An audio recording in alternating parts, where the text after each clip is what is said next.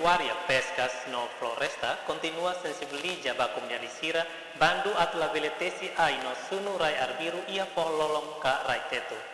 Baestel e Salão Delta Nova foi analisado nesse secretário de Estado Floresta, Fernandinho Vieira da Costa de Han, Ministério da Agricultura, Pecuária e Pescas, continua a sensibilizar a comunidade sira atula bele TCI no sunu rai arbiru e forrololon karaitetu, tamba bele foi impacto desastre naturais.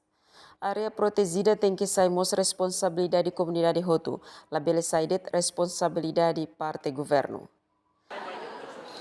A noi, o Direção Geral Floresta e a Secretaria de Estado Floresta, Ministério da Agricultura, Pecuária, Pesca e Floresta, continuam na fatin, a sensibilização, vai ter comunidade sira, nevema que agora dadau continua na fatin, nessa TCI, no Moço Nurai, e o insan na fatin, e ita foi informações, e ato informação vai ter na comunidade sira para tu bele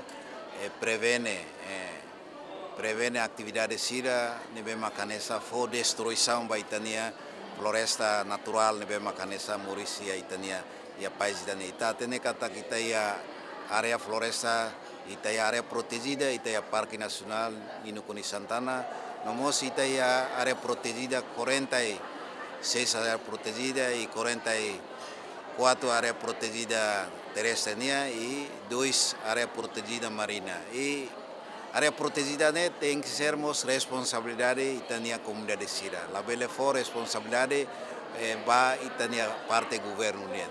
Ita cara katu protege no conserva itania área floresta tropical, nomos área floresta origem nebe makanesa ya país idane ne responsabilidade coletivo nebe mak maiusi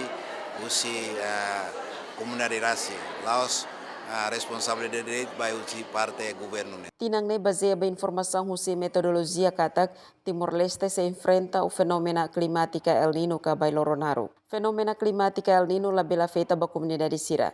Ação nebe parte governo li husi secretário de Estado Floresta continua sensibiliza ba comunidade atu cuidado natureza, cuidado área floresta sira nona fatin fo proteção ba biodiversidade. João Fátima, STL News.